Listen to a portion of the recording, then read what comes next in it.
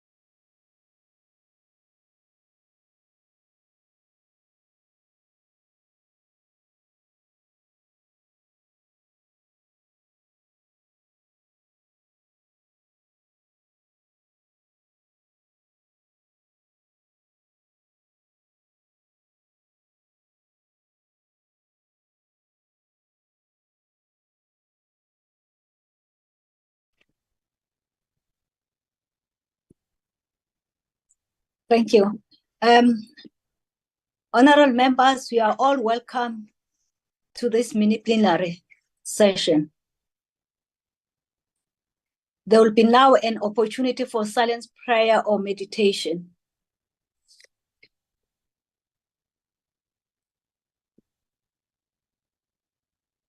Thank you. Honorable members, before we may proceed, I would like to remind you that the virtual mini-plenary is deemed to be in the presence of Parliament and constitutes a meeting of the National Assembly for debating purposes only. In addition to the rules of virtual sittings, the rules of the National Assembly, including the rules of debate, applies. Honorable members, you enjoy the same powers and privileges that apply in the sitting of the National Assembly. Members should equally note that anything said in the virtual platform is deemed to have been said to the House and may be ruled upon. All members who have logged in shall be deemed or considered to be present and are requested to mute their microphone and only unmute when recognized to speak. This is because the mics are very sensitive and will pick up any noise which might disturb the attention of other members. When recognized to speak, please unmute your microphone and put your video on, unless you indicate otherwise. Honorable members, you may make use of the icon on the bar at the bottom of your screens, which has an option that allows you to put up your hand and raise points of order if you deem necessary. The Secretariat will assist and alert the chairperson to members requesting to speak. When using the virtual system, members are urged not to refrain or desist from unnecessary points of order or interjections. Lastly, honorable members, I wish to remind you that we are meeting in a mini-plenary session, and therefore any decisions will be taken in the full session of the National Assembly sitting. Honorable members, the first item on the order paper is a subject for discussion in the name of Honorable A. Ramolobeng on assessing progress in strengthening the criminal justice system in the fight against crime and corruption. I now recognize Honorable Ramolobeng. Over to you, Honorable Member. Thanks, House Chair. Can I kindly request to mute my video, to close my video? I'm going through load shedding. Permission granted, Honorable Member. Thank you, House Chair. House Chair, members of the executive present on the platform, members of the House, fellow South Africans. The rule of law has two fundamental aspects. The first aspect is that the law must rule the people and the people must obey the law. The second aspect is that the law must be capable of being obeyed and guiding people's behavior. Both these aspects are indispensable for a well-functioning society. The first aspect prevents legalism, where citizens become slaves of the law, forgetting the spirit behind it. The second aspect avoids presumptions that one can break the law without consequences. House Chair, the rule of law defended by independent judiciary has a crucial function in ensuring that civil and political rights and liberties are safe. It also ensures that the equality and dignity of citizens is secure. Rule of law is closely linked to the ideals of democracy. A democratic state is one where citizens elect their leaders and the government is bound by the law. Today, we debate under the theme, House Chair, accessing the progress and strengthening the criminal justice system in the fight against crime and corruption. As the sixth administration draws near its end, it is important to reflect on some of the progress that has been made. House Chair, since coming into office in 2018, the President Ramaphosa committed to fighting crime and corruption. As leader of the ANC government, he has taken steps to deliver on his promises. Notably, the President appointed new heads for the Directorate for Priority Crime Investigation, DPCI, National Prosecuting Authority, NPA, and the South African Revenue Service, SARS. We have witnessed strengthening of the Special Investigating Unit, the establishment of the Investigating Directorate in the NPA, and the appointment of the National Security Council, as well as the National Security Advisor. In this administration, we witnessed the relocation of the State Security Agency to the presidency. This is in line with international best practices where the most advanced intelligence agencies report directly to the head of state. House Chair, this year we witnessed over 600 law graduates completing their training in the National Prosecuting Authority's flagship program, the Aspirant Prosecutor Program, which formed a bigger recruitment strategy for the prosecution service. Our country is grappling with the scourge of corruption and gender-based violence. It relies on the NPA as the prosecutorial component within the criminal justice system to vigorously prosecute those most responsible for these crimes. Notwithstanding the challenges of budget cuts, the program is a vehicle that allows and enables competent candidates to be appointed to entry-level prosecutorial positions in the NPA. The program has helped ensure that qualified prosecutors provided additional prosecutorial capacity in the lower courts. We hope to see the program being revived again. House Chair, the ICIU achieved an unqualified audit opinion for the sixth consecutive year this year and vastly overachieved all the targets, partly because of their investigations into the PPE corruption. The SIU reported that it has done lifestyle audits, and the government has noticed that these audits are one of the tools that it can use to minimize corruption. Lifestyle audits are useful for identifying outliers, areas where officials have to explain, and failure to explain becomes a red flag. It has been reported that there is a process at the GCPS level where the lifestyle audits would be considered in detail and an appropriate framework would be put in place. In various institutions and departments, lifestyle audits have been implemented, such as the Department of Public Service and Administration. There is a need for a wider government framework that will ensure that lifestyle audits are done across the board. The SIU has been instrumental in taking profit out of crime. It has proven to be a critical pillar in the law enforcement arena, as it is the only organization authorized to recover public money lost through acts of corruption in state institutions. The establishment and subsequent operation of the Special Tribunal in 2019 by the Department of Justice has made it possible for the SIU to expedite recovery of state monies and state assets lost through negligent and corrupt means. The NPA is working collaboratively with SIU and the Directorate for Priority Crime Investigation to ensure that perpetrators of acts of frauds and corruptions are brought to book speedily. House Chair, as we set out our priorities in 2019 election manifesto, we listed fighting crime and corruption as one of them.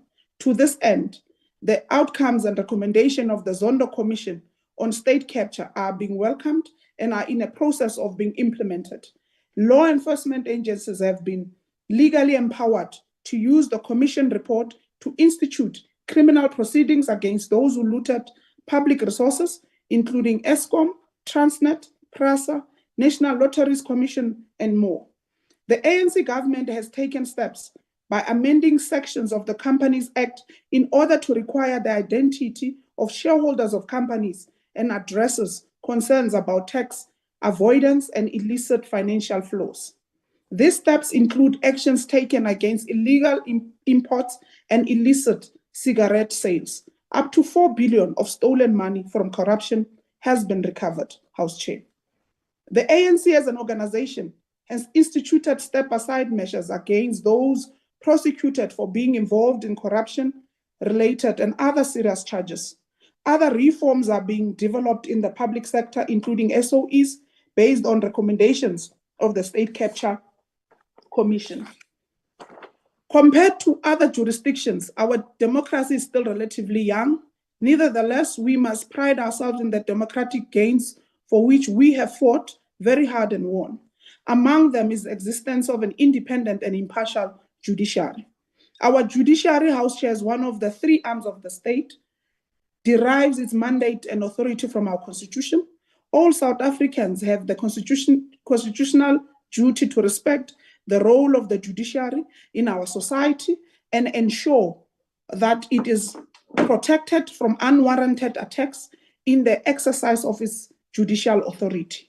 As the ANC, we reaffirm our commitment to the doctrine of the separation of powers and to the constitutional directive to assist and protect the courts to ensure their independency, impartiality, dignity, accessibility, and effectiveness.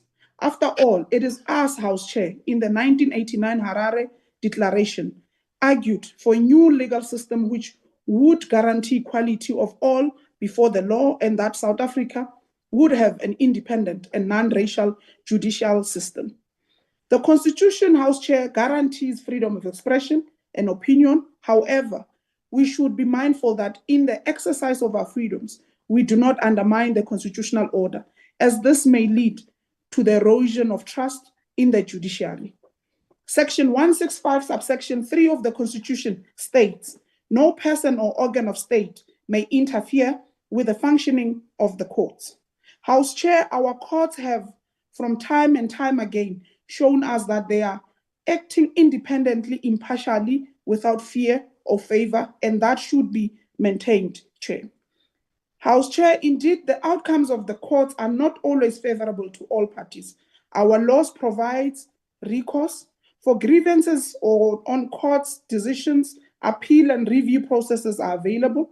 For grievances regarding the conduct of the judge, as the case of Honorable Malema that has been roaming around the TikTok, the Judicial Services Commission is available, and the Magistrate Commission in the case of magistrate is equally available. House Chair, Cabinet released a statement and commended the ramping up of Operation Bring Back to identify and recover illegally occupied state buildings. As part of this initiative, the national government is providing support to municipalities to ensure the enforcement of bylaws, to eradicate hijackings of buildings as seen in Greater Johannesburg region, the effective management and utilization and ability to account for the utilization of government's immovable assets. I thank you, House Chair. Thank you, Honourable Member. I now recognize Honourable Horn. Over to you, Honourable Horn. Thank you, House Chair.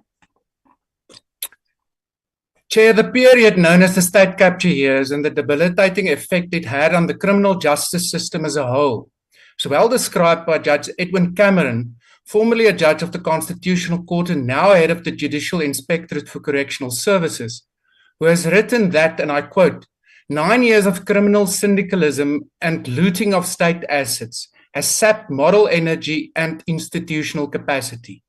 The crime surge in democratic South Africa was directly linked to the collapse of institutional capacity in the police, particularly the crime detection and follow-up services, and the collapse of competence in the National Prosecuting Authority. This breakdown became sharply aggravated during the Zuma years. Former President Zuma seemed determined to appoint as a head of the NPA a loyalist who could be relied upon to protect his own interests. This led to a chaotic series of leadership bungles attributable to malign incompetence of various kinds. The result has been a catastrophic loss of focus and capacity. Now, Chair, this passage was sourced from an article with the topic, The Crisis of Criminal Justice in South Africa, which Justice Cameron wrote in 2020.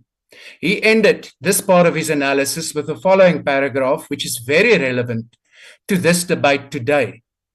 And I quote again, over the period preceding the Ramaphosa presidency, our government has been, and unavoidably still is, plagued by criminally syndicated corruption and institutional disintegration. So therefore, Chair, as the Honourable Ramolobeng has indicated, the question today is whether the Ramaphosa years is to give us any hope that the criminal justice system is being resuscitated and strengthened. Yes, on the positive side, we've seen the appointment of the first career prosecutor as National Director of Prosecutions in nearly a generation. However, this has turned out to be as effective as tasking a committed person with bailing water with their hands from a boat with a massive hole in it. Specifically, as some of the other senior crew members who poked holes in the boat are still there on the deck, and given the inability of the NDPP to ensure successful prosecution of state capture cases. Chair, on the positive side of the scale, we've seen small improvements in the budgetary allocation to the police and the NPA. The budget cuts to which these institutions were subjected to during the Zuma years was, however, part of a near fatal blow to the criminal justice system, and it remains to be seen what effect the looming fiscal crisis will have on their budgets. The shelving, again, of the aspirant prosecutor program of the NPA may be a sign of things to come. Chair, the resultant increase in the number of police officers and prosecutors could have been seen as positive. Sadly, however, this has not had no real positive impact on the delivery of justice to victims. Quantity did not result in quality. Lost dockets, incomplete dockets, fewer case-ready dockets, ever-dwindling court hours, fewer enrolled cases, fewer cases ending in a verdict, and fewer convictions are still the hallmarks of our criminal justice system. Yes, on the positive side, we had the report and recommendations of the Zondo Commission into state capture, nearly 5,500 pages, meticulously describing why the ANC, in the words of President Ramaphosa, is accused number one when it comes to corruption. Now, the Honourable Ramolobeng has spent a big part of his speech on the successes of the SIU, which is not to be denied, but the SIU is not part of the criminal justice system. And in somewhat an ironic manner, she's also boasted about the lifestyle audits developed by the SIU, seemingly oblivious to the session in this house that he has not made any progress with subjecting the members of his executive to lifestyle audits. Chair, we know the root cause of this government's inertia in respect of the Zondo recommendations is the fact that for as long as the party who's in charge of proceedings is also the party that's supposed to be in the police lineup, dragged feet and all sorts of delays and failures is to be expected. During the State of the Nation address of 2021, the President announced the establishment of the National Anti-Corruption Advisory Council to oversee the implementation of the anti-corruption strategy and the establishment of an independent statutory anti-corruption body that reports to Parliament. Now, Chair, 2.5 years later, there's still no sign of this independent statutory anti-corruption body.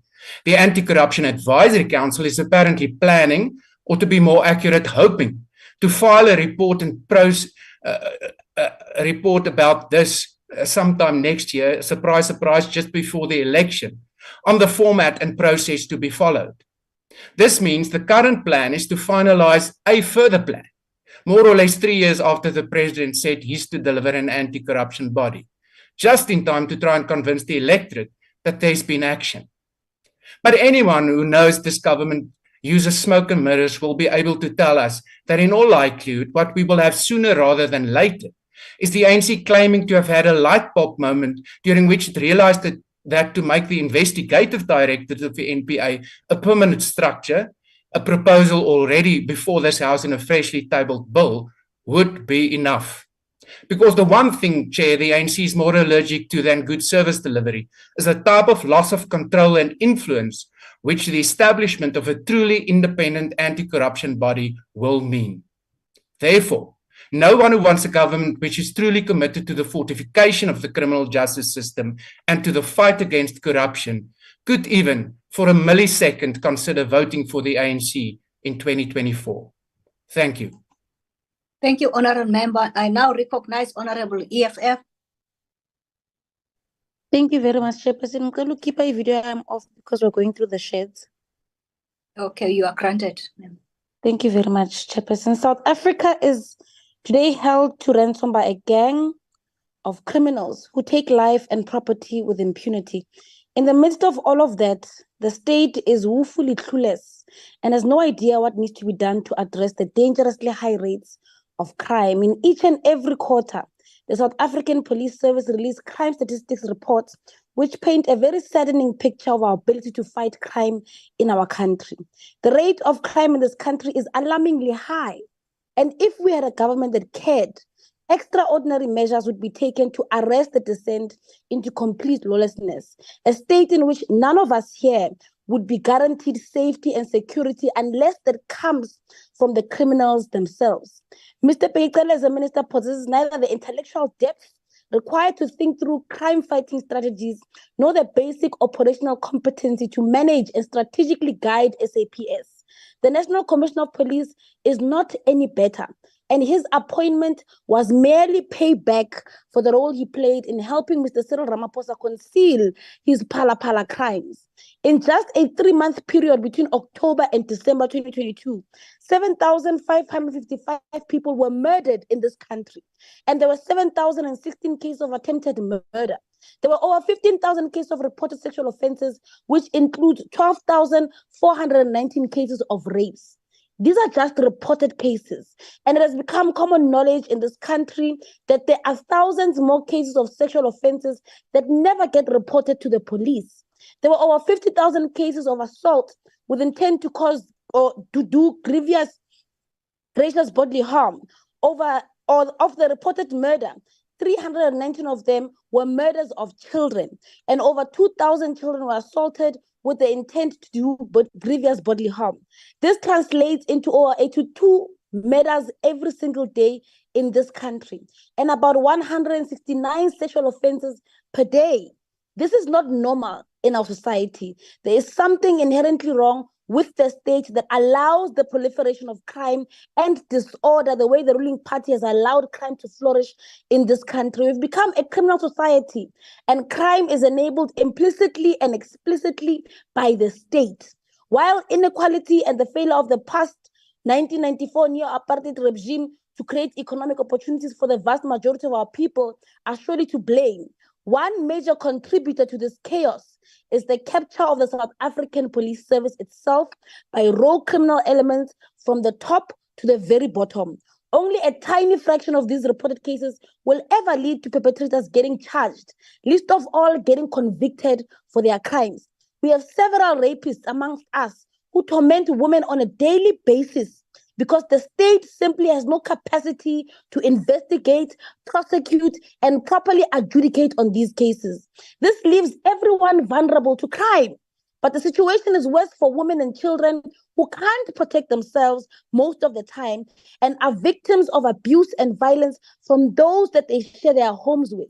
We call on Cyril Ramaphosa to fire Cele and the National Commissioner and immediately put measures in place to reconfigure the management of SAPS, to root out corruption elements within SAPS, and to have a dedicated teams focusing on the phenomenon of mass shootings in the Western Cape and Eastern Cape in particular. As is, SAPS has no capacity of any kind to fight crime because the institution itself has been corrupted beyond measure. We need to recalibrate our approach to policing, and that needs capable men and women in charge of SAPS, not the useless political deployees we have at the current moment. Thank you very much, Chairperson. Thank you, Honorable Member. Honorable Members, please, when you refer to member of the cabinet or member, please use Honorable or Mr. or Miss or Mrs. Now I recognize Honorable IFP.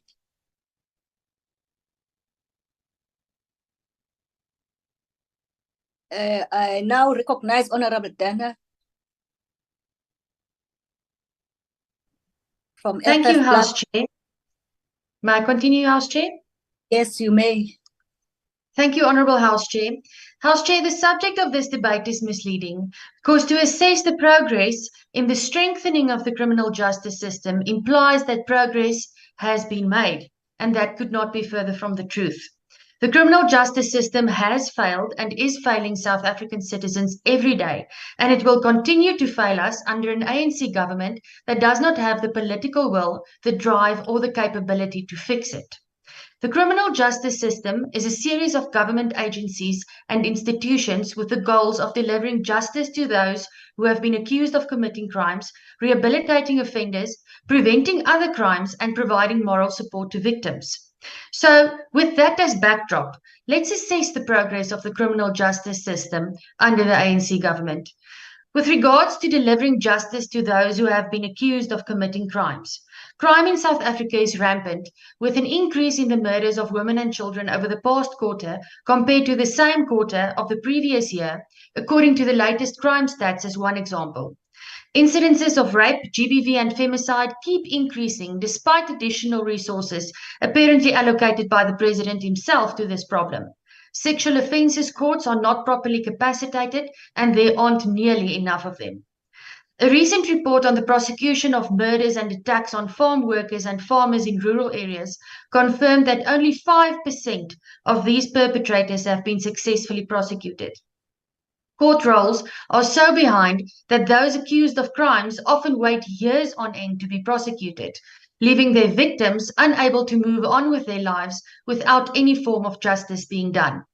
This problem is exacerbated by the ever-present load shedding, a shortage of translators, a shortage of presiding officers, and other necessary resource shortages to successfully prosecute the crimes perpetrated against South Africans. And then I haven't even gotten started on the deplorable conditions of our court buildings. The Department of Public Works should hang their heads in shame. Voorsitter, die spesiale ondersoekeenheid, hoewel nie deel van die strafregstelsel nie, doen wonderlike werk met dit wat hulle tot hulle beskikking het. Maar met uitstaande skuld van staatsdepartemente en munisipaliteite wat nie hulle rekeninge aan die eenheid betaal nie, van sowat 600 miljoen rand, kan geen eenheid behoorlik funksioneer nie.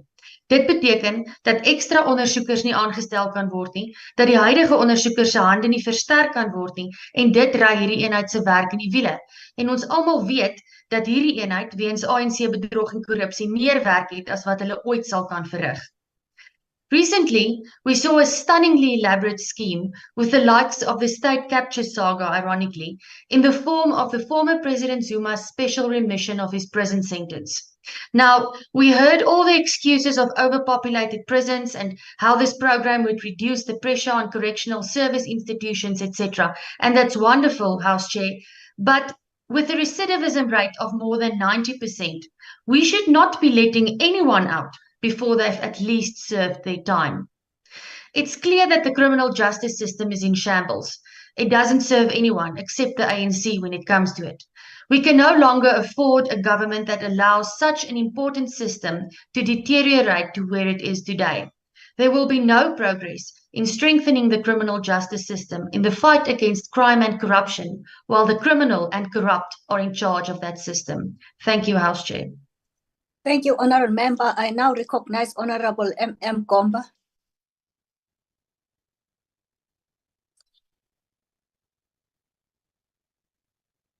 Honourable Gomba.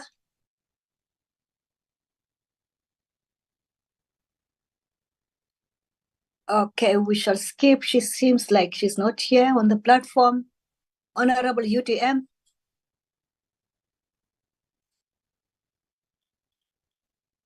Honourable Good.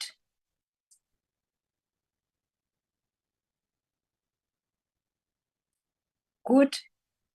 Honourable Cope.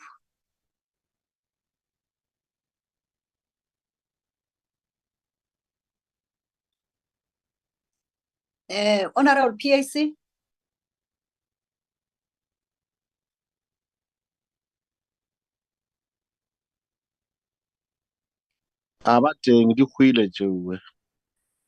Excuse me? Your hand is up or you're talking to yourself? Honorable Mama Bulo, you are not recognized. Honorable Sheikh Imam.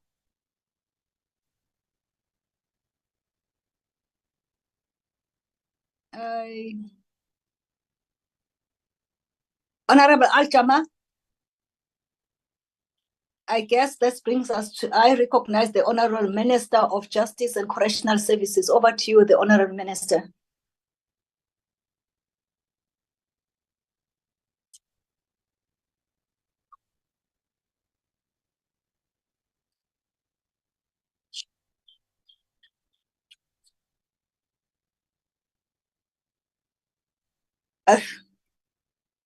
We shall skip if the Honorable Minister is not available.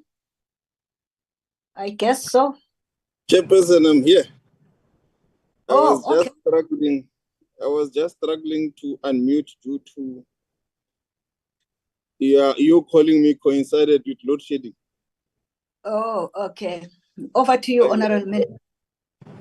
Yeah, no, thank you, Chairperson. I will just request, in case my video disappears, it's because of load shedding here. So I will encourage that you switch off your video, Honorable Minister, and then you may proceed.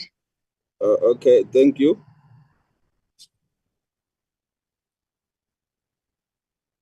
Thank you very much, Honorable House Chairperson, for the debate that has been opened by Honorable Ramolobeng.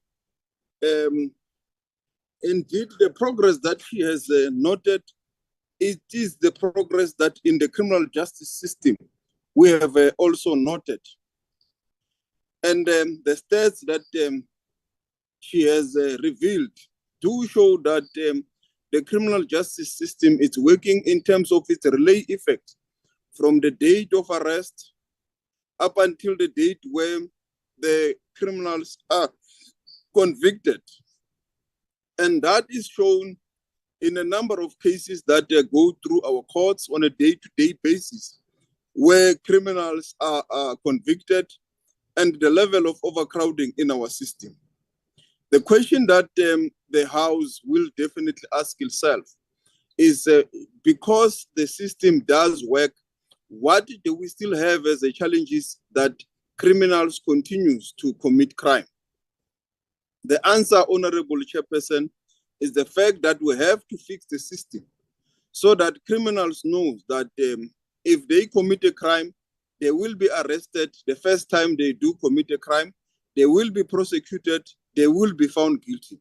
In terms of research, it has been proven all over the world that that is the deterrent to crime, and that is the biggest deterrent to crime. And that is what we need to fix in the criminal justice system. It's unfortunate that none of the speakers are speaking to the core of this challenge. And I can reveal to you, Honorable Chairperson, not some days ago, the Hawks arrested 611 suspects and seized various items, including precious metals, diamonds, endangered species, vehicle, cash, firearms, ammunition, counterfeit goods, explosive and electronic devices worth about 6 million rands. In addition, the police have also arrested Zamazama kingpins and were granted preservation orders against their assets that includes luxury vehicles such as Lamborghinis, precious metals, and cash to the value of 34 million rands.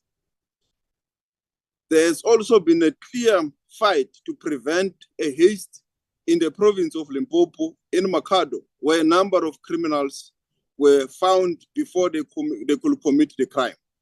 This is the work of law enforcement agencies, and some of them go through the criminal justice system until they are convicted.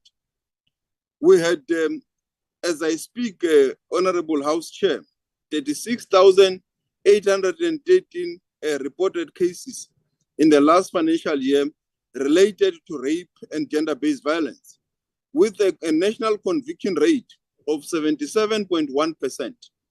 1,142 of 1,482 cases were finalized.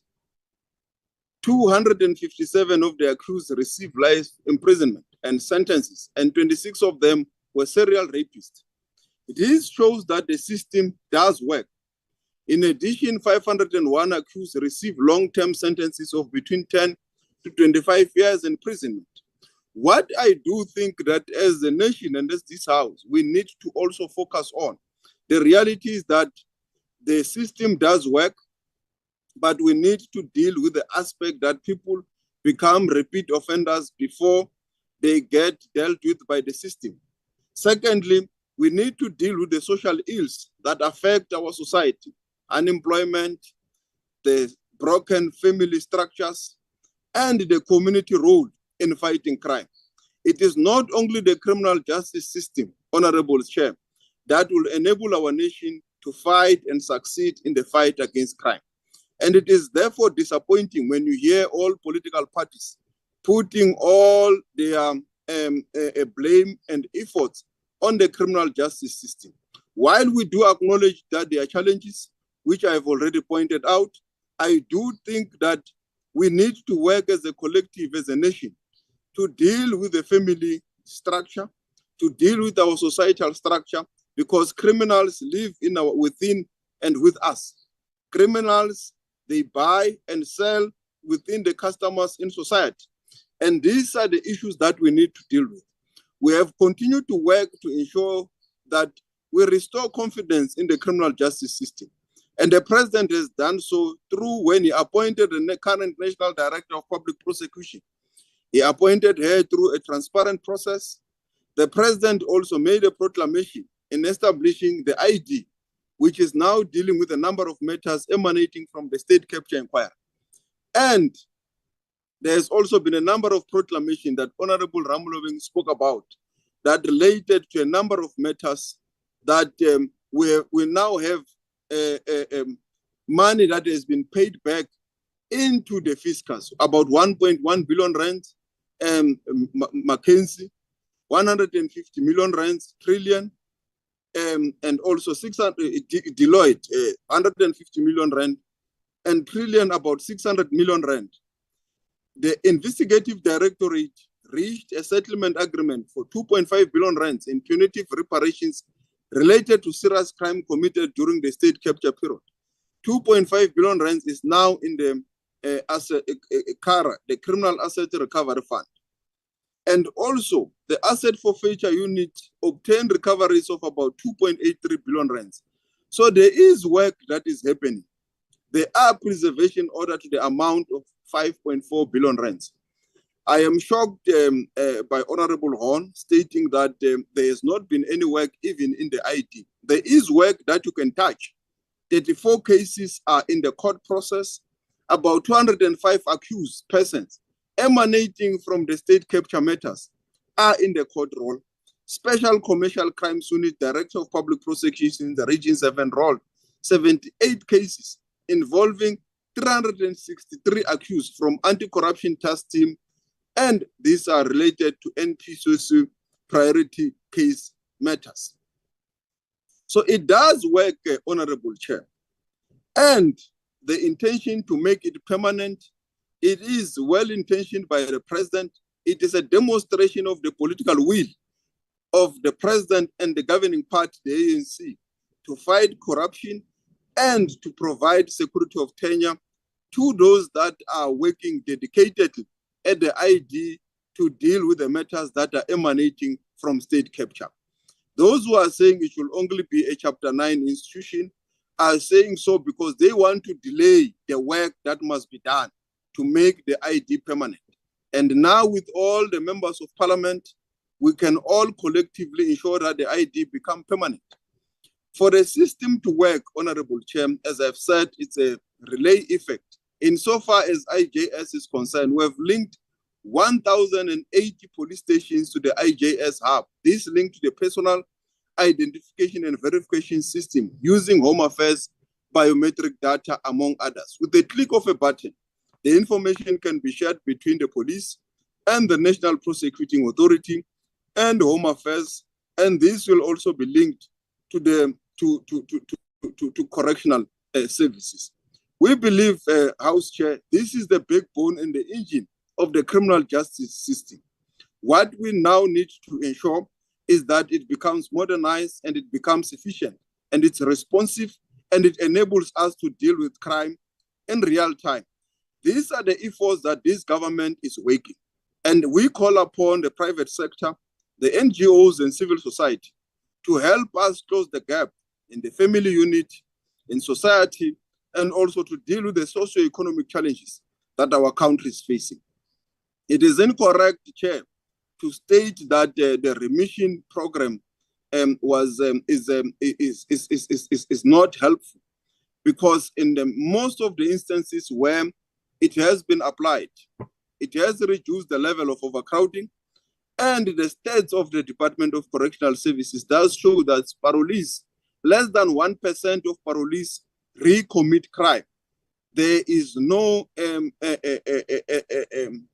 truth in the fact that the majority of them go back to the life of crime. Most of them are good citizens, but unfortunately we do admit that a few of them do commit heinous crimes, and that is a part of the less than 1%, and that less than 1% indeed, it's one too many. Hence, we are continuing to work to rehabilitate these offenders through making them to work in our facilities, so that when they leave our facilities, they can be economically active, they can also be good citizens of our country and contribute to a positive life in our society. And we call upon society to welcome them with good hands and encourage them to live the life of offending and be good citizens and ambassadors of correctional services. If we work together in the criminal justice system, all the stakeholders I've mentioned, Honorable House Chairperson, the government, civil society, all stakeholders, also building the family unit and the communities, we can fight and defeat crime. This country can be a free society, free of crime, and South Africans can be able to feel free and safe. Thank you very much, Honorable House Chairperson. Thank you, Honorable the Minister. I now recognize Honorable Engelberg. Over to you, ma'am. As Chair, in a democratic dispensation, the legitimacy of the criminal justice system is seated in the public's confidence therein. South Africa, a nation grappling with rampant crime and deeply rooted corruption, finds itself at a crossroads where public confidence in the legitimacy of its criminal justice system hangs by a fragile thread. While many factors contribute to this, it is government's actions or lack thereof that bears the brunt of responsibility for the disillusionment that has enveloped the nation. There are a few aspects I will not dwell upon, like legislative reforms, where implementation has been inconsistent at best. This lack of effective enforcement has created an environment where corrupt politicians, officials and criminals thrive with impunity, eroding public trust. The police force and its inability to maintain law and order, reflecting a disregard for the rights and safety of citizens.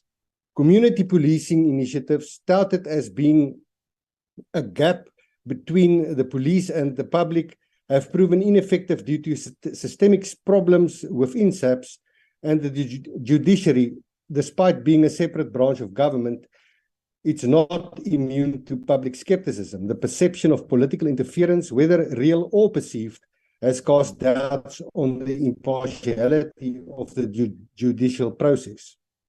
A significant impediment to justice is the backlog of cases in South Africa's courts. Delays in trials not only deny victims their right to timely justice, but also lead to a loss of faith in the system. Overcrowded prisons underscore the inadequacies of correctional system. Government's inability to address these issues reflect a failure to provide swift and fair justice to its citizens. The recent sentence remission is a glaring example of this. The crux of the overcrowded prisons problem is not seated in the 102,311 sentenced individuals, but in the 52,016 remand detainees. In South Africa, you are presumed innocent until proven guilty in a court of law. Remand detainees have not been sentenced and are therefore, in terms of the law, innocent until otherwise proven in court. Through this remission, criminals sentenced by court are let loose into society to make space for unsentenced individuals. The prioritization of remand detainees over sentenced inmates undermines the correctional services system. This is an admission of incompetence. These releases are taking place without adhering to prescripts, overwhelming the already overwhelmed community corrections, resulting in individuals being dumped into society without proper reintegration programs. In many cases, those being released are left destitute, bound to recommit crime. This rushed approach lacks proper planning or consideration for rehabilitation and societal reintegration. It would seem that the motivation behind these releases appear to be more about legitimizing the release of former President Zuma in an attempt to limit factional damage in the ANC, rather than implementing a carefully considered evidence-based solution to the prison overpopulation crisis. This approach is short-sighted and irresponsible, ultimately further undermining the integrity of the criminal justice system. Perhaps the most concerning factor contributing to the loss of public confidence in the criminal justice system is political interference, particularly within the NPA. Allegations of political meddling in high-profile cases have become disturbingly common. Such accusations, whether substantiated or not, have eroded the credibility of the NPA and, by extension, the entire justice system. Under the ANC, neither Mr. Zuma nor the Guptas will take the to face charge not interest that they ever do, because the ANC Honorable member, 1 second. Honorable Gomba, just mute yourself, ma'am, please. You may proceed, Honorable Engelberg. Rebuilding this lost trust requires a government to take bold steps ensuring transparency and accountability, and an unwavering commitment to the rule of law. South Africa's citizens deserve a criminal justice system that they can have faith in, and it is government's duty to deliver on that promise, but clearly not this government. In conclusion, thank you, Honorable Ramolobeng, for the debate. However, an amended topic would have been more accurate if it read, assessing ANC interventions to prevent progress in strengthening the criminal justice system to obstruct the fight against crime and corruption. Thank you very much. Thank you, Honorable Member. Just for fairness and completeness of this debate, I'll go back to any other Honorable Member that might have gone to other mini-plenary sittings, would like to be given an opportunity before I give Honorable A K Ramolobeng to close the debate. Honorable Chair, I don't have facilities to raise my hand. Melina Gomba was supposed to be on the platform. Unfortunately, at the point in time, there was load shedding. Can I please be given my 10 minutes of debate? Okay, over to you, Honorable Gomba, and I'll just say by show of hands, and the front table will assist me if there's any other member. I now recognize Honorable Gomba. Thank you very much, Honorable House Chair. As we debate today, I wish to echo words of our former President, Dr. Nelson Mandela, who, on the occasion of the National Day of Safety and Security, said, "Every community in our country has the fundamental right to be free from fear. Each and every South African has the right to feel secure in their home, to feel safe in the cities, towns, and rural areas. People should not fear people should not fear the night. They must be able to travel to work, to school, and other places without danger." I close quote. Honorable House Chair, The National Development Plan requires, amongst others, that we build safer communities, promote accountability, and fight corruption, and strengthen judicial governance and the rule of law. A debate of this nature is important because it requires us to assess how far we have come and where we are going to. In 2019, the people of South Africa gave the African National Congress the mandate to govern. They did so on amongst others, our track record in creating a better life and the promises contained in our manifesto. In 2019, manifesto came under the theme, Let's Grow South Africa Together. The two of our priorities were stepping up fight against corruption throughout society, guarding the integrity of the state and ethical leadership. Number two, which is building safer community. Building safer communities. In 2019, Manifesto committed to strengthen policing to help rid our communities of all forms of crime, drugs, gangsterism, and violence against women. We note that gender-based violence has reached crisis proportions. We acknowledge that GBVF, among with high levels of crime, pose a serious threat to the freedom and dignity of South Africans.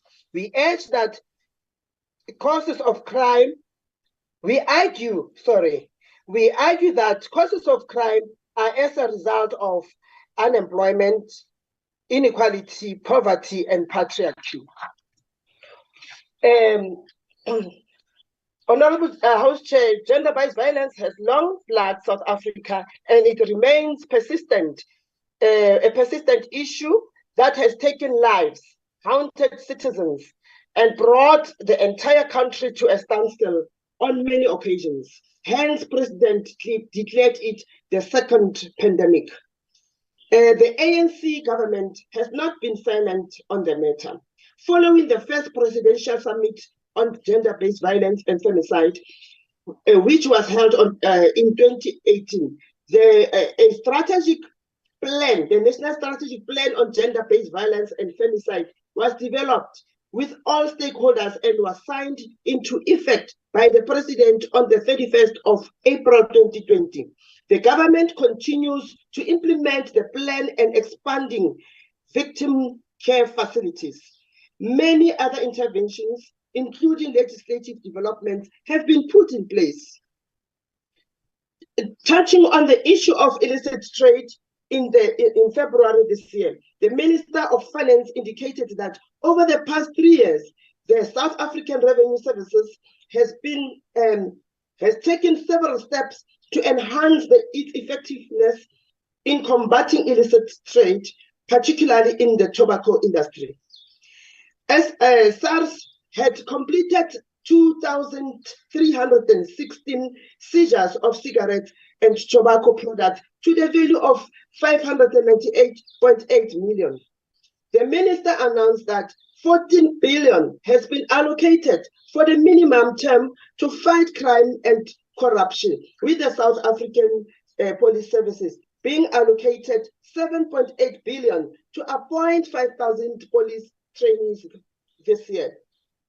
One of the weak points which have been identified in the criminal justice is a silo approach in the fight against fraud and corruption. Notwithstanding the existing challenges, we can appreciate the levels of collaboration and coordination between the investigative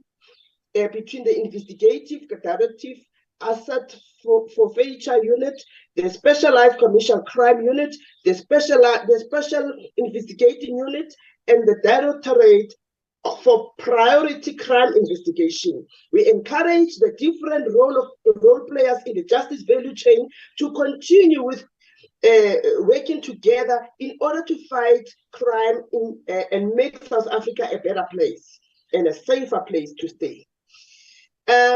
The important and visible policing cannot be emphasized enough.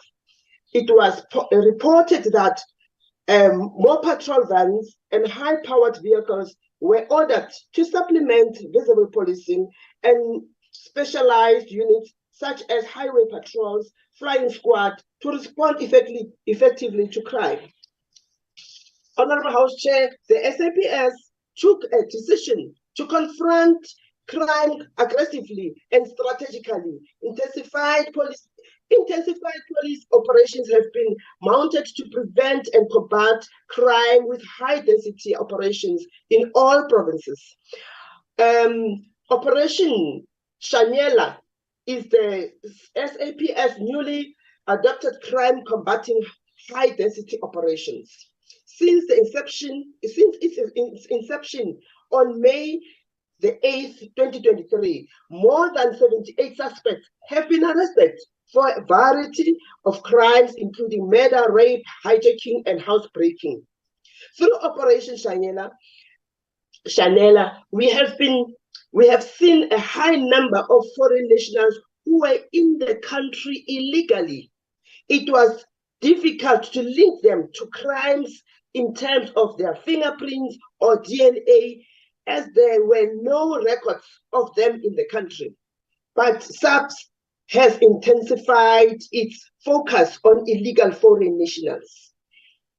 Here, while there is still high number or levels of crime, we see that police are pushing back on crime. They are fighting back on crime, especially violent crime in the violent crime area. A highlight of crime statistics for April to June 2023 was that SAPS had recorded a decrease of 196, which is 3.1%, and in the count of murder, and a decrease of 2%, which is 289 in sexual offenses. It was the first time, Honorable House Chair, in many years that there had been a decline, and we applaud our SAPS for the good work. It is regrettable to note that 31 police officials were killed in 91 days in the fourth quarter, compared to the 18 officers killed in the previous comparable quarter. Every life matters. Yes, every life matters. So the attack on police, being the ones who are the very same people who are meant to protect us, must be condemned in the harshest, very harshest terms. We welcome government's effort in the fight against crime. The Gauteng Crime Fighting Unit, also known as Amapanyaza, was established. This government-led initiative is more like or the same as what we used to historically call as the street committee, where community members organize themselves to provide safety and security in their neighborhoods. We continue to encourage citizens to take part in programs such as community policing forums and government efforts to fight crime effectively. So, during our budget vote debate this year, we showed appreciation for completion of the building and capacitation of the Forensic Science Laboratory in Gqeberha in the Eastern Cape to address the DNA backlogs. The laboratory was officially opened by the President last month with a new and enhanced capacity in the Eastern Cape. The Forensic Science Laboratory police can expect faster turnaround times, especially with respect to the investigation of the gender-based violence and femicide cases. In a patriarchal society like ours, we must show our appreciation for women who continue making strides in traditional male-dominated spaces. Women are increasingly present in the National Intervention Units, Special Task Forces, Bomb Disposal Units, Tactical response teams, search and rescue teams. Honorable, your time is up, ma'am. Thank you very much. Thank you, House Chair. Thank you. I now recognize, I've been advised that Honorable Imam Sheikh is back on the platform. Over to you if you still want to come in, Honorable Imam Sheikh.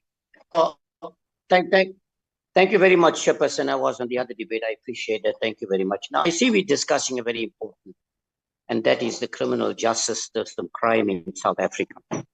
And I think we are often missing the point, Chairperson. And often we seem to expect the men and women in blue to resolve the issue of crime when indeed it is not them that are the root causes of why the levels of crime are so high in the country. Let's start with what are some of the reasons why the levels of crime are so high. First of all, the high unemployment rate. That's the first. Secondly, and more importantly, the socio-economic conditions under which our people live.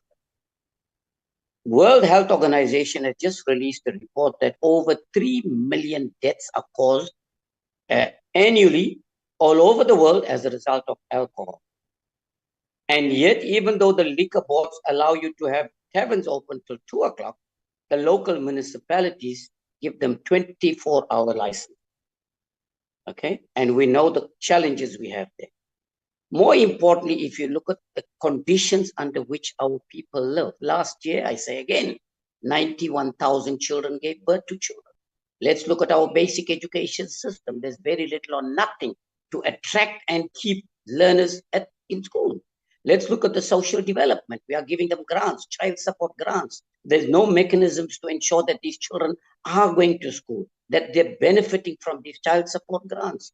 There is very little. You certainly cannot expect a police officer who gets 23 Rand danger allowance the moment he dons that uniform. His life is in danger. Living in an informal settlement with a gun on his side, where they are dying. If you saw 30 somewhat police officers died in the last financial year, you are expecting them to resolve this? Surely we should be able to find a holistic approach, come together and deal with the root causes. A holistic approach where all relevant departments come together. What I find happening in this house, or Chairperson, is that everybody appears to be attacking the police officers. And the question I asked, which I asked before, how many of us are willing to send our children out for 23 Rand danger allowance? Why not take those abandoned buildings and convert some of them for accommodation for our police officers, the men and women in blue? Why not deal with the high levels of crime, the root cause like alcohol? Why not shut the taverns down on the weekends, restrict the amount of alcohol? Why not deal with the issue of economic growth through job creation? Let people be more productive in society. Why not attract them through sports and other activities in school so that they could stay there? Why not deal with the absent fathers? 78% of Black, 56% of colored fathers are not in the lives of the children who must take responsibility. I see you looking at me, Chairperson. Lastly, I want to say, just to close off, that the NFP is of the opinion we need to come together, find solutions in the interest of the country and the people we serve. Let's stop attacking and scoring points and making this a political football. Thank you very much. Thank you very much, Honorable Member. At least you know if I look at you, other members, they just ignore me. Thank you very much. Honorable, now I recognize Honorable A K Ramolobeng to close the debate. Over to you, ma'am. Thanks, House Chair. It's A K Ramolobeng. I understand the difficulties in pronouncing my surname. House Chair, let me say thank you to Honorable Sheikh Imam for emphasizing the importance that crime is a societal issue, which we all should put our energies and focus on it and not politicize it to score cheap points unnecessary.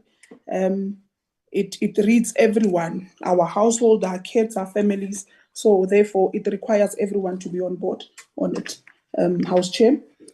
Chair, in the 2021-2022 financial year, the Special Investigating Unit reported that 96 billion rand in rand value of potential cash and assets recovered, 26 billion rand value of potential loss prevented, 436 million in rand value of actual cash and assets recovered, 54 billion in rand value of contracts or actions set aside were deemed invalid, and 54 cases issued in special tribunal to the value of the contract value of 9.9 billion, and 570 referrals made to the relevant prosecuting authority. House Chair, I thought I make an emphasis on this to further what the Minister would have made an emphasis on regarding Honorable Horn as issue or matter on this one.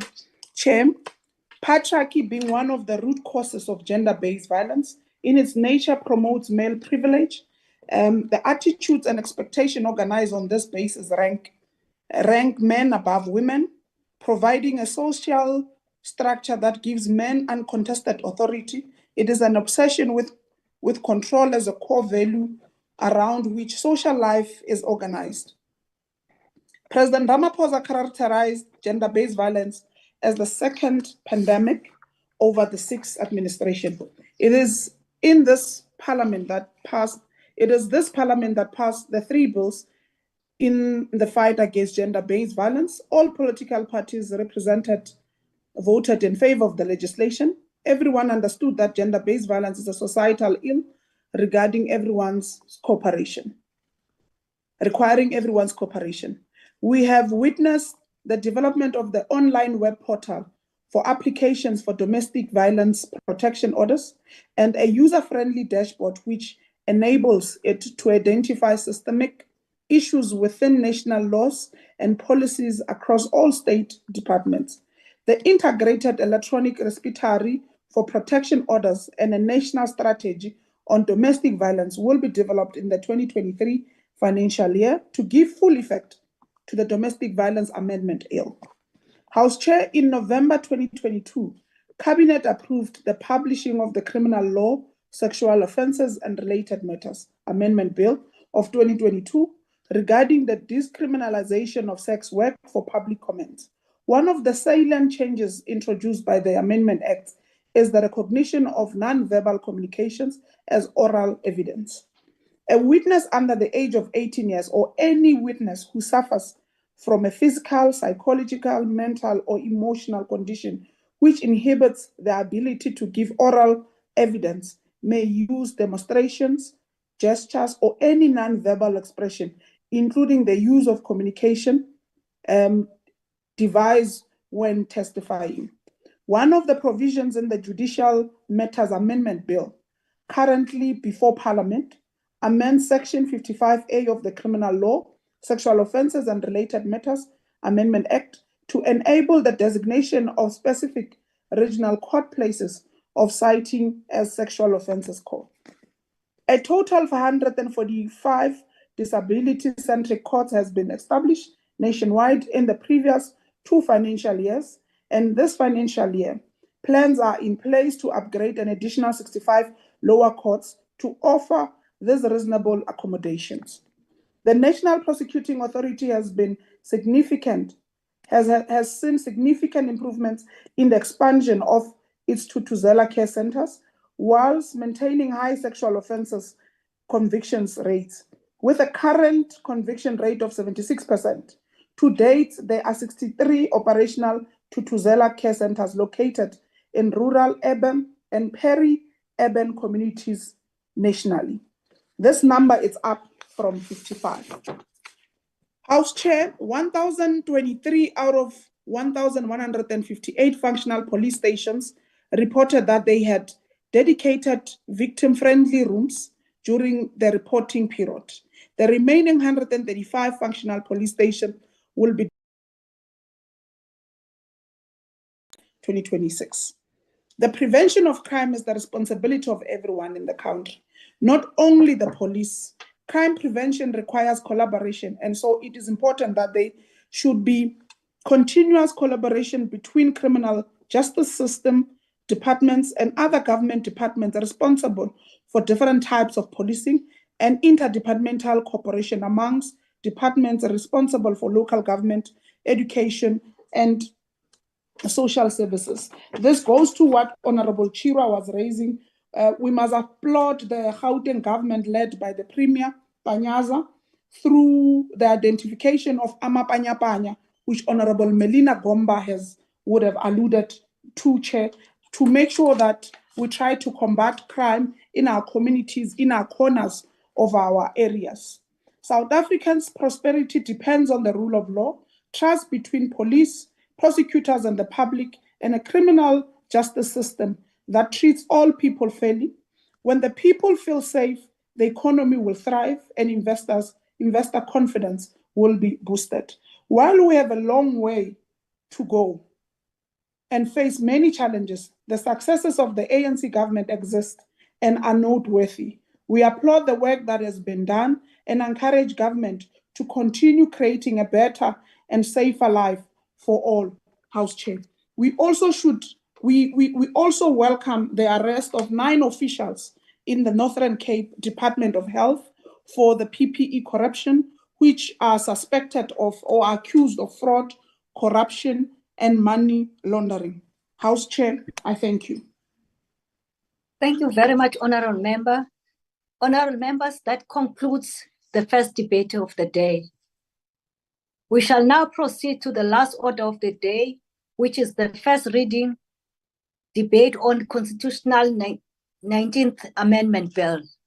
Honourable members, before we proceed, even to recognize the Honourable Chief Whip of the Opposition, I would like to explain the rules relevant for the first reading debate. In terms of Rule 285 of 3, the person in charge of the debate is allocated 15 minutes to make an introductory speech and to reply to the debate. The rule stipulates that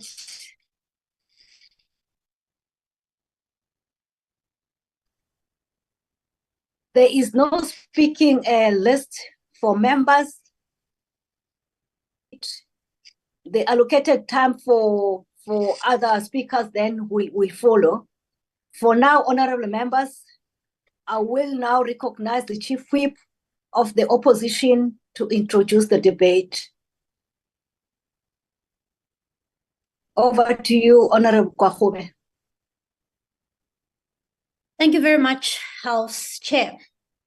Chairperson, as the Sixth Parliament winds down its business, we should take a long and hard look at the work that we have done to improve the lives of South Africans that we represent in this House. We should ask ourselves the question, have we sufficiently held the executive to account? Have we championed the issues facing South Africans? Have we passed legislation that seeks to solve the problems of our people? And have we retained our independence as an institution and remained faithful to those who elected us? Unfortunately, members, the answer to all of these questions is a resounding no. We have not flexed our legislative muscle enough and lived up to our oath of office. Instead, this House has been relegated to being a lapdog for the government of the day and not a watchdog for the people. The statistics speak for themselves. In the last 2 terms of Parliament, only 2 private members' bills have been passed. This is despite the fact that our core business in Parliament is to pass laws on behalf of the people. There has been an over-reliance on the executive to pass legislation, a job that is not theirs. Chairperson, we are the lawmakers. And so it is in this context that I table before this House the Constitution 19th Amendment Bill. Simply put, this bill seeks to raise the bar when Parliament or the legislature considers a motion of no confidence in a president or in a premier. If passed, it will limit the frequency and introduce constitutional grounds upon which a motion of no confidence can be heard in a legislature or a parliament. This is designed to stabilize governance in a national coalition or a provincial coalition government. It would be catastrophic, House Chair, to see the instability of a provincial or a national government in the same way that we have seen at a local government level. Chairperson, this legislation would also not take away the right of members to be able to hold premiers or a president to account as it is envisioned in Section 102 of the Constitution. There is a legislative caveat, which is an important one, because motions of no confidence are an important accountability tool. So while a motion of no confidence will be limited to once a year, provision would be made for the removal of a president or a premier if the following conditions are met. Number one, a serious violation of the Constitution .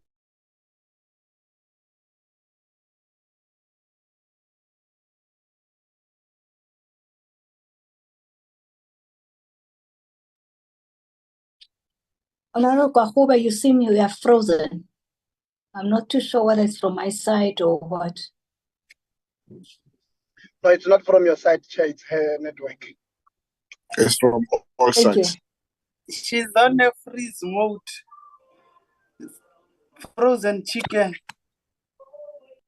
May somebody assist us to request her to switch off a video? Probably it will be better.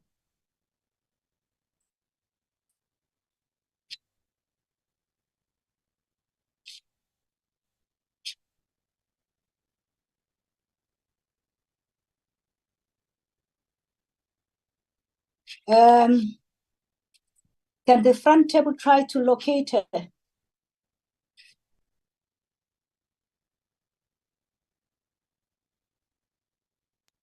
She's not with me. And she's the one that introduces this debate. Honorable members, can we just give Honorable Kwahube 1 second?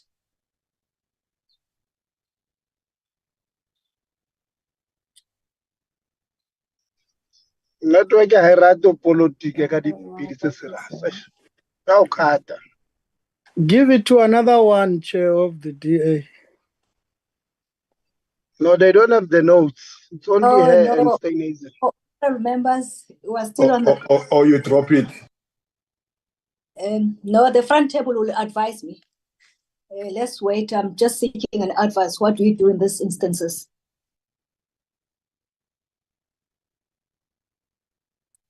Mr. Ngalega, are you able to advise in terms of the rules if such thing happens?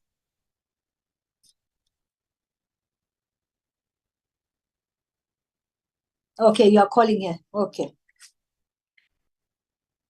Honorable members, just bear with us.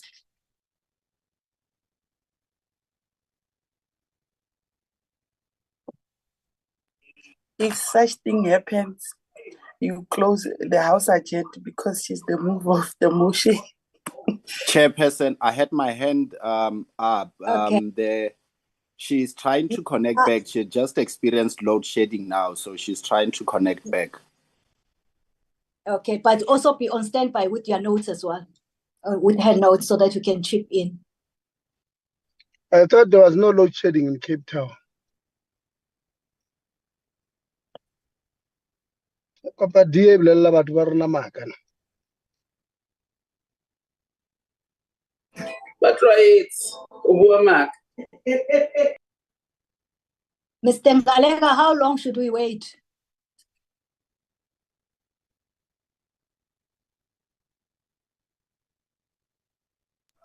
In fact, Gauteng is better than Cape Town. Honorable Kwahube, are you in now?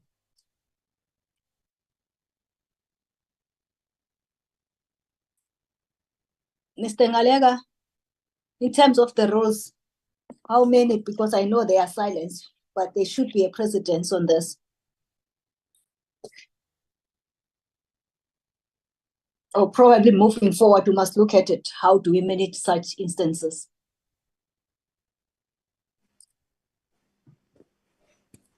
Speaker number 2, Chair. May I take the DA, any member that can go with the... House Chair? Are you back? Yes, unfortunately, I got hit by load shedding, but I am back. And please don't show your video so that you are on the safer space. You may proceed. All right, thank you very much, House Chair. I'm not going to start from scratch. So why is this bill important, members, for South Africa? Well, one of the problems that is haunting our people is the instability of local councils in our key metros. Johannesburg, Ekurhuleni, Nelson Mandela Bay, and to a lesser extent, Tshwane have been victims of political musical chairs.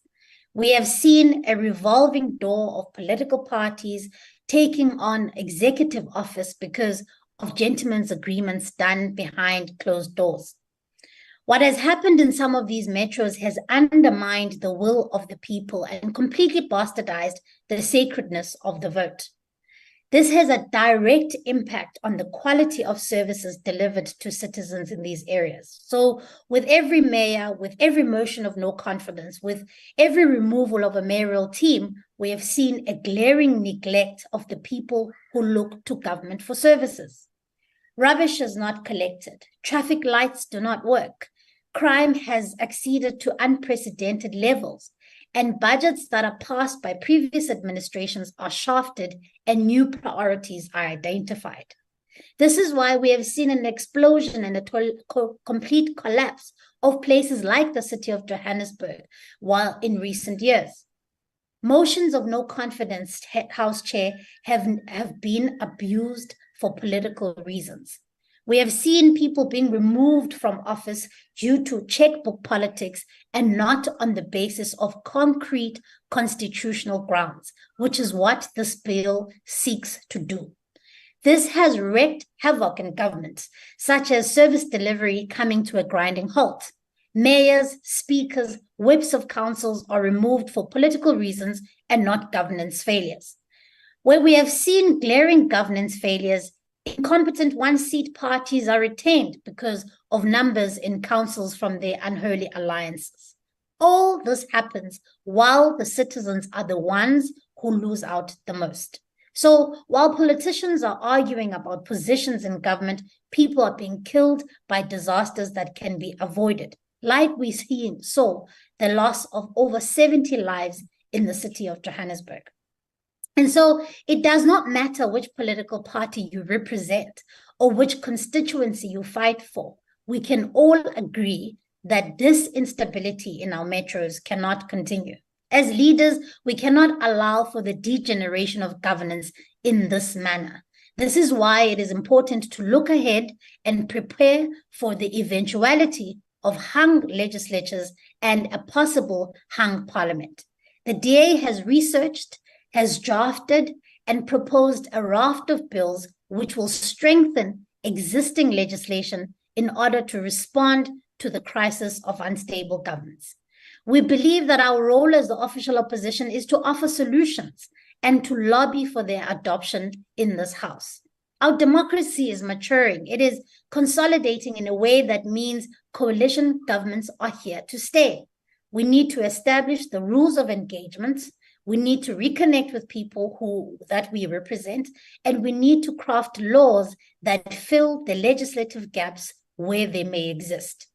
Our constitution and our electoral system were never designed to make provision for multi-party governance. And so now they need to be updated to meet our current reality. And so while the crisis in local government continues, as lawmakers, we must cast our eyes to the looming national and provincial elections coming up next year. We cannot be reactive. We cannot be forced by civil society once again through court action to prepare for the likely outcome of scenarios we are to see next year. We should be proactive. We should be responsive to the shifting political sands, and we should set the way of how to best deal with provincial and national hung legislatures and parliament. And that is why, members, I have brought this legislation before this House today. Making laws is not only a constitutional mandate that we have been granted, it is a responsibility that we must not take lightly. We must interrogate the issues that are facing South Africans and legislate where necessary to solve these problems. We are not the post office for government's legislation. We are the lawmakers. Let's put our party political differences aside and get to work. Thank you. Thank you, Honourable Member.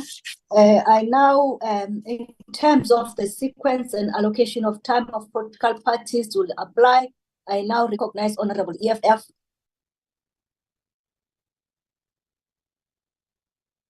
It seems there's no EFF. I'm here, Chair. Okay, over to you, ma'am.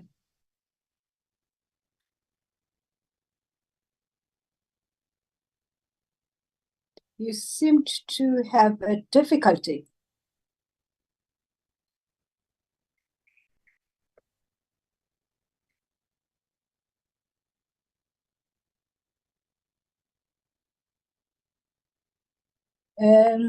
We shall pass. It seems like EFF has got difficulty. Chair.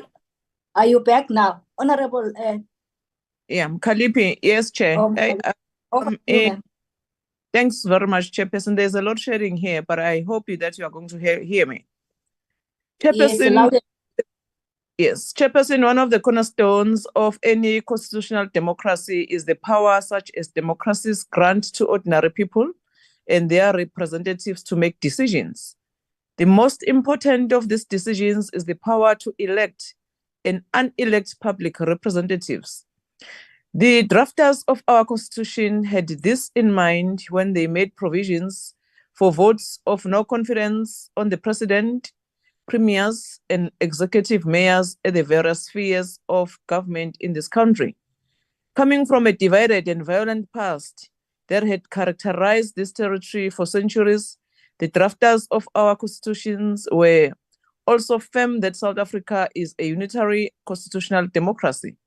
Today, because of the failure to transform our democratic gains to tangible economic and social benefits for the majority, a whole number of opportunistic and racist groupings are trying to circumvent the democratic process for their own gains. In the Western Cape, we have the Cape Independence Movement, which has the implicit support of the Democratic Alliance, trying to carve up the considered to be in a Cape as an independent territory. This constitutional amendment bill by the Chief Whip of the DA is not different from this concerted effort by the racist minority to assert themselves and eclipse the powers provided to parties and people to elect and unelect public representatives. That we are able to elect or to pass a vote of no confidence on elected public representatives is a cornerstone of democracies. Seeking to limit the frequency of vote of no confidence on elected public representatives goes against all known tenets of democracy.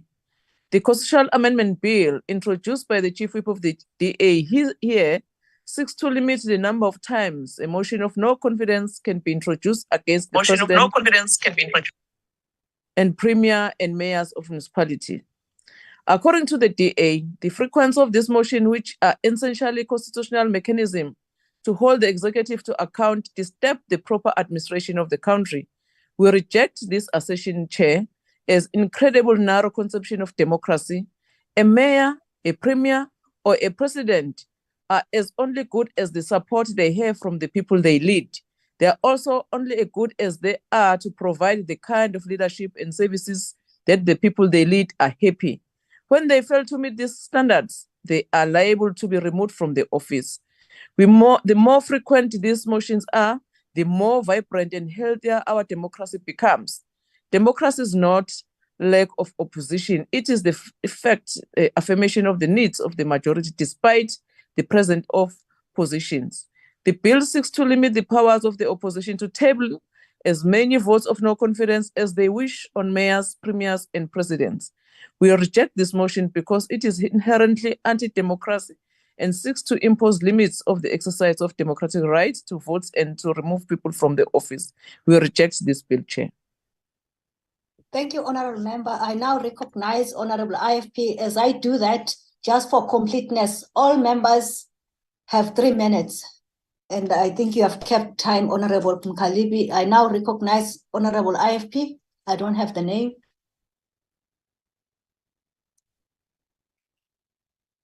We shall pass. Honourable FF Plus. Yes, good afternoon, Honourable Chairperson, colleagues, the bill in front of us proposes to make some amendments to the Constitution. And it would be wonderful if we one day could have a debate where we put arguments against arguments and where everybody have read the documentation. This bill's got nothing to do with local government, nothing at all. Local government is referred to in the explanation about the bill because we should learn from the example that we've seen and experienced in the last 2 years. This bill does not deal with local government. It deals with government on national and provincial level, and it amends the proposed articles in the Constitution that deals with motions of no confidence.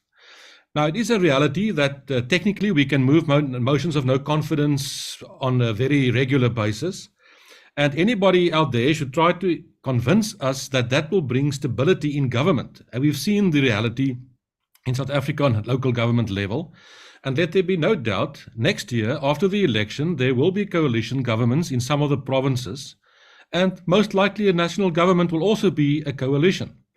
Now, there are examples of how this is being done internationally. For example, in the state of Norway, once a person is elected for a term, that person cannot be defeated by a motion of no confidence because that person is given the mandate to govern in a council, for example. But as this bill also proposes, there are certain instances where it can be done. If there's a breach of the Constitution, if there's serious misconduct or incapacity, then a motion of no confidence can be brought. I think it is in the interest of South Africa that we try to stabilize government, because we should all understand and realize that the electorate is not there to serve the government. It should be exactly the opposite, the other way around. So for creating stability, it's absolutely essential that this bill should be supported. The Freedom Front Plus would support this.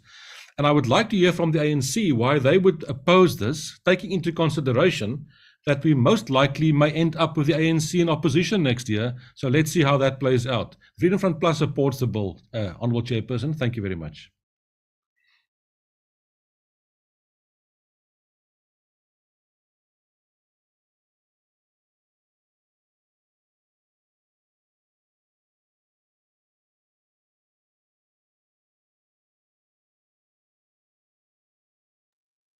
Where is the chair?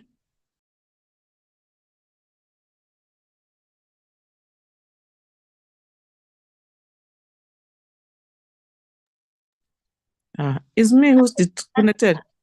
I think the chair has been disconnected. Now let's wait for the chair. She's coming now.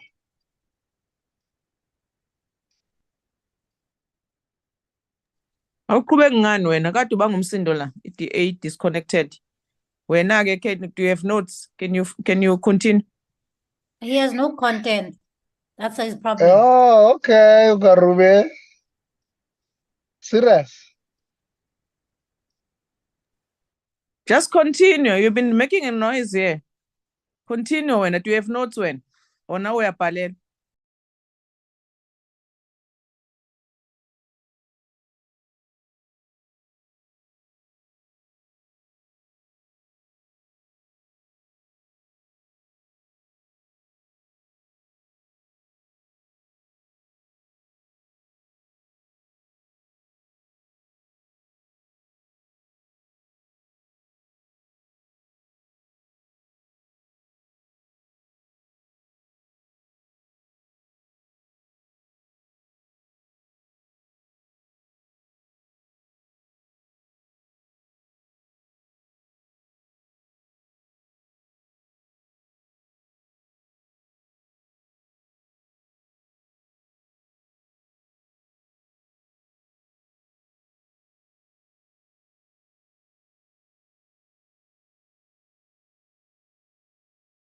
My apology, honorable members. Thank you very much, honorable member. I now recognize honorable ACDP.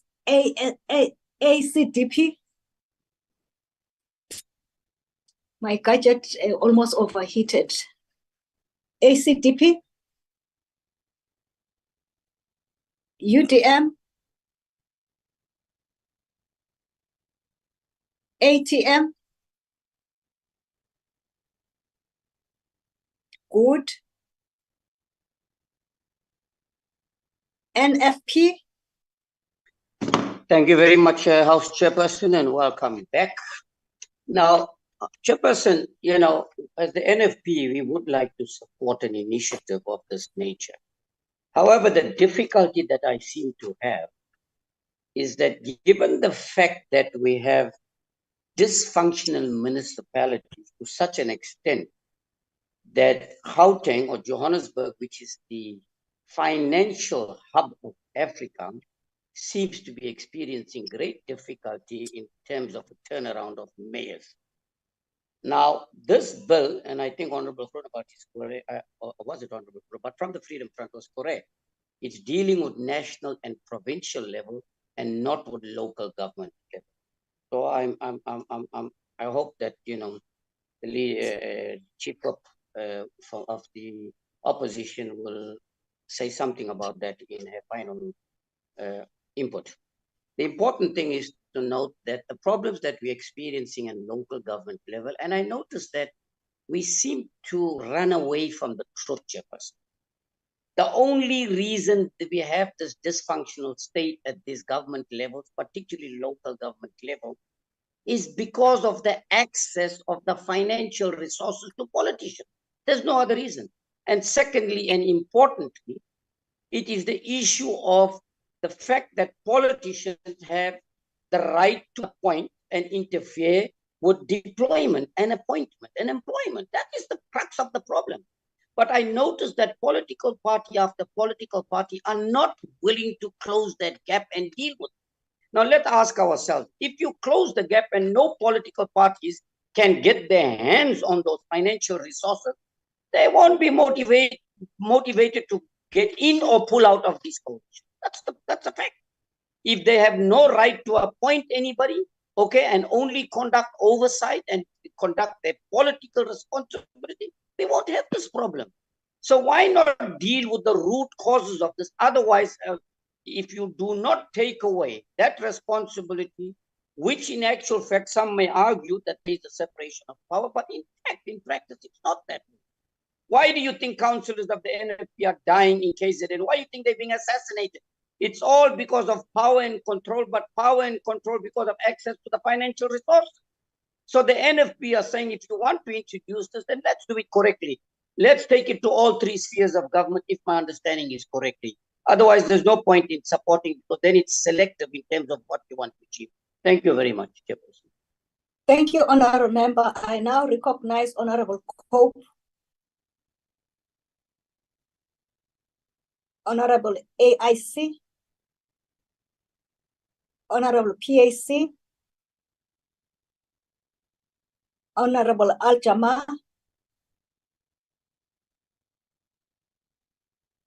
Honourable ANC.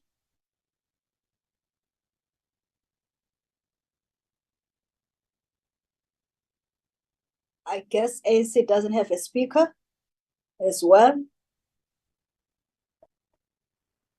Honourable members, since there are no speakers, I will just for sorry.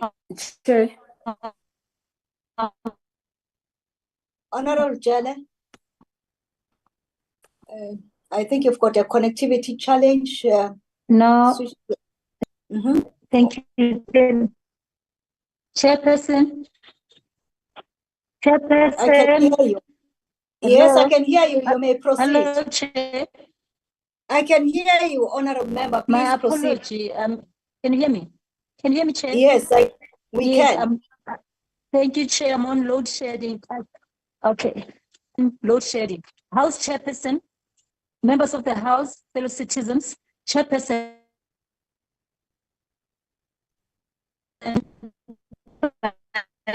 Now, all of us as citizens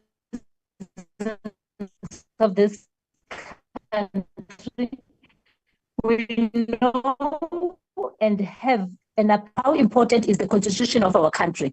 This constitution is the supreme law of the land. No any other law may conflict with, nor may the government or anyone, including the constitution. In a constitutional democracy such as ours, the constitution is the yardstick by which all other laws are judged. Among others, the Constitution was adopted to improve the quality, the potential of each person. The African National Congress, the liberation movement for many years, fought for the establishment of government that would be based on the will of the people. It fought for a government that would be built on the foundation of constitutionality, a government which would be answerable to the people. The Constitutional Court is South Africa's highest court on constitutional matters, and it is the body that has the final say on the interpretation of the Constitution, Chair. The Constitution is entrenched for a reason. The threshold for making amendments to it is set higher because the Constitution is not like any other ordinary legislation. By design, the Constitution should outlive us, Chair. The Constitution 19th Amendment B, South Africa, so as to limit in the cabinet or president provincial, also providing for Chairperson. I'm still here. You are still here, Chairperson. but if I were Honorable Jelle, if Chair, I were you, can you hear me? We can hear you, Honorable Jelle, but if I were you, I would have requested one of my colleagues to take over your speech, but you may proceed because it seems like you are insisting, but you are breaking. Proceed, ma'am. I don't have a problem.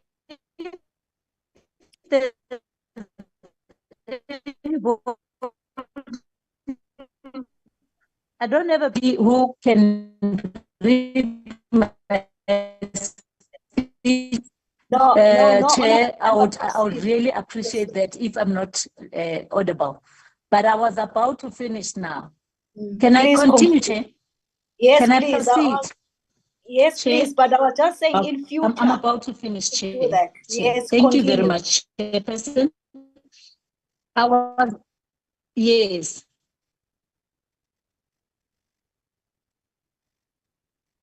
Chairperson, currently there is a process which is led by the Deputy President of the Republic, Mr. Paul Mashatile, regarding coalition governments and matters of this nature. Legislative processes are underway. In response to Freedom Front and DA, Chairperson. True. Chair. The ANC does not see let's see. Is your hand up, ma'am? Yes, Honorable Chair. Chair. 1 second, Honorable We can't hear Honorable Jelle, Chairperson. Honorable Jelle. Can't she give her speech to someone else, Chair? Honorable Daba, let's allow her because she's left with no minutes now. She's left because she insisted. As you can, Honorable Jelle. Amendment is not necessary. Your time is over, ma'am. Your time is over, ma'am. Honorable Jelle, your time is over. Honorable Jelle, you can't even hear me. Oh. Front table, can you switch off the mic of the honorable member? Her time is over. Thank you very much. Honorable Jelle. No, these Mr. Ngaleka, can you just switch off? Her time is over. Thank you very much. Honorable members, it will be advisable that you do take the advice of the chair. we couldn't hear Honorable Jella what she was saying, but she insisted to proceed. And her time is over. She can't ask anyone now. That will bring us, honorable members, to Honorable the Chief Whip of the Opposition, Honorable Kwahube, to close the bill debate, the first reading debate of the bill. You've got 7 minutes, Honorable Kwahube. Over to you. Thank you very much, Chairperson. It is a great pity that we were not able to have much of a debate about this, because I do think it's an important debate to have for Parliament. And I want to clarify what this bill seeks to do. The legislation before us today is a bill that deals only with national and provincial governments. We all know that the research we are seeing shows that we are likely to have coalition governments in various provinces next year, and possibly an opposition-led national government in Parliament. Therefore, it means that Parliament must prepare itself for an eventuality where, in a province or at a national level, we do not have necessarily a one dominant party. Iparlamente yindawo apho siqulunqa khona imithetho yeli. And so this is the best place for us to prepare ourselves for that eventuality. The bill seeks to do two things. It seeks to limit the frequency of motions of no confidence that can be passed in a premier or in a president. We argue that the instability we've seen of the removal of mayors and speakers at a local government level, and the instability that has flowed from that, and the impact of that on service delivery and the people of South Africa cannot be replicated at a provincial level. Imagine a scenario where a president of a country cannot finish even a year in office, cannot pass a budget to even deliver against that budget. We would be a national and an international joke in South Africa. These are serious and real consequences of not future-proofing our constitution and future-proofing Parliament to make sure that we are prepared for the eventuality of hung legislatures and possibly a hung Parliament in the next year. We are saying that we will seek to limit the frequency of motions of no confidence to once a year. But should there be constitutional grounds upon which a motion of no confidence is moved, that can then be done.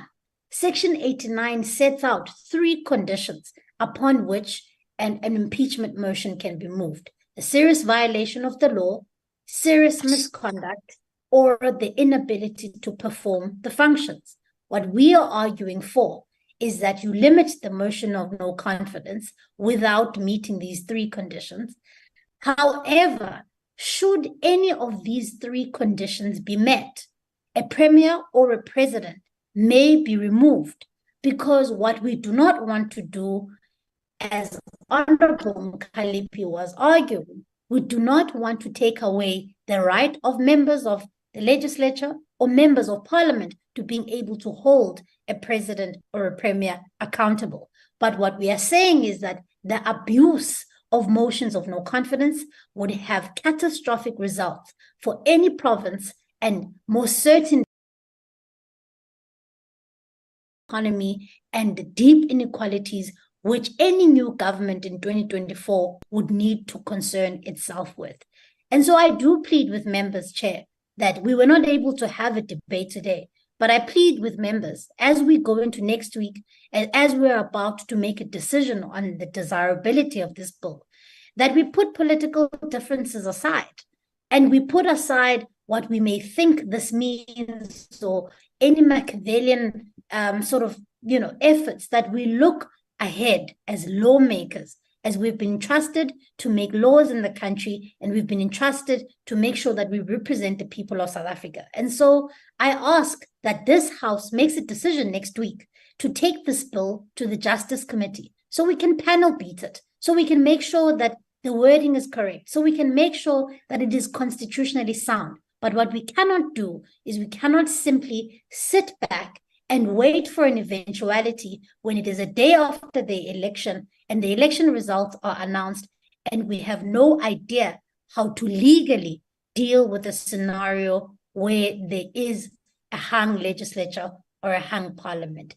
It is not good enough to the honorable member in the ANC to simply say this process being led by the deputy president. This is exactly the problem that we are seeking to highlight, that it is not the job of the executive to make laws. We are the lawmakers. It is members of parliament who should be leading the process of making laws. We cannot relegate our responsibility to the executive to make laws for us. We are not an extension of the executive. We are the legislature, and it is our job to make sure we represent the people of South Africa by passing laws that will be of benefit to them.